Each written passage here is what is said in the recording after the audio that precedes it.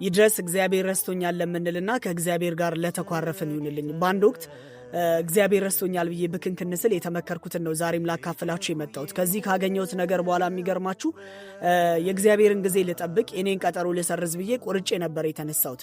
እንደምታውቁት ሰው የልቡን መሻት በጸሎት ካመለከተ በኋላ ከእግዚአብሔር መልስ ሲዘገይበት በውስጡ የመረሳት ስሜት ይጸናበታል። ይህ የኛ ሐሳብ ነው እንጂ እግዚአብሔር ልጆቹን የሚረሳበት አንጀት እንደሌለው እኔ ምስክር ነኝ። ግን እርሱን በተስፋ መጠበቅ ተስኖኝ በነበረበት ወቅት ላይ መጽሐፍ ቅዱስ ላይ እንዳጋጣሚ አንድ ቃል አገኘኝ። በጣም የሚገርም ቃል።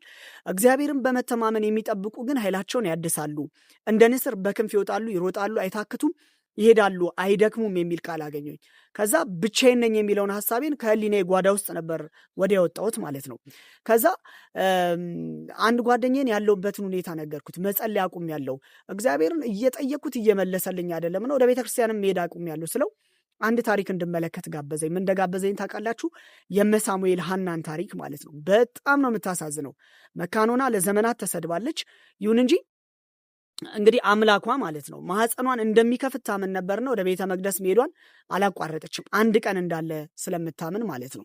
እና መሰደቧ እንዲያቆምላት፣ መናቋ እንዲያከትምላት በእግዚአብሔር ፊት ታለቅሳለች። ከማልቀሷ ብዛት ካህኑ ኤሊ ምን እንዳላት ታውቃላችሁ? ስካርሽ እስከ መቼ ነው አንቺ ሴት አላት። እርሷ አስቡ ልጅ እንዲሰጣት በእምነት ሰክራ ነበር እንጂ የምታነበው እንዳለው ካህኑ እንዳለው በእንትን አይደለም ያለቀሰችው፣ ሰክራ አልነበረም። እና ምን እንዳለችው ታውቃላችሁ? ጌታዬ ሆይ አይደለም እኔስ ልቦ ያዘነባት ሴት ነኝ፣ ጠጅና ሌላ የሚያሰክር ነገር አልጠጣውም። ነገር ግን አለች በእግዚአብሔር ፊት ነፍሴን አፈሳለሁ፣ ሐዘኔና ጭንቀቴ ስለበዛ እስካሁን ድረስ ተናግሬያለሁና ባሪያህን እንደ ምናምንቴ ሴት አትቁጠረኝ አለችው። ከዛ ኤሊ ምንድን ያላት? በደህና ሂጂ፣ የእስራኤል አምላክ የለመንሽውን ልመና ይስጥሽ አላት። ከዛ በኋላ ጸሎቷን ያሳረገላት።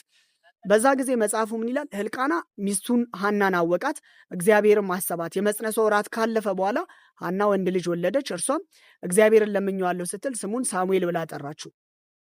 በሰዓቱ ይህን ክፍል ብዙ ጊዜ ሰምቼው ቢሆንም ግን በዛ ሰዓት የተረዳሁትን አረዳት መቼም አልተረዳውም። በጣም ብዙ ጊዜ አንብቤዋለሁ። ይህን ክፍል ልላችሁ ፈልጌ ነው። እንደምታውቁት ሐና ስድቧን ታግሳ ጸለየች፣ የተዘጋ ማህፀኗን እግዚአብሔር ከፈተ ማለት ነው። ለካ በትዕግስት ጠብቅ፣ ጸልይ፣ የሚዘጋብ ነገር ሁሉ ይከፈታል የሚባለው ነገር ሀቅ እንደነበረ በዚህ ታሪክ አወኩኝ። ሐና የሰደቧትን ሁሉ አስቡ። ሐና የሰደቧት ሁሉ የጸጋ ስግደት የሚሰግዱለትን ልጅ ነው የወለደችው። እግዚአብሔርን የምትጠብቅ ነፍስ የናቋት ያከብሯታል፣ የጠሏት ይወዷታል፣ የራቋት ደግሞ ያከብሯታል አልኩኝ ለራሴ ማለት ነው። የእግዚአብሔርን ጊዜ ልጠብቅ፣ የኔን ቀጠሮ ልሰርዝ፣ ከዛ ጊዜ ማለትን እንግዲህ ለመድኩኝ። ይኸው እስከ ዛሬ እንደዚህ ያለው ማለት ነው። ስለዚህ የራሳችንን ጊዜ እናቁም። ይሄ የራሳችንን ቀጠሮ እንሰርዝና የእግዚአብሔርን ጊዜ እንጠብቅ። የእግዚአብሔር ጊዜ ደግሞ ሁልጊዜም ልክ ነውና እግዚአብሔር ረስቶኛል ማለታችንንም እናቁም ለማለት ነው።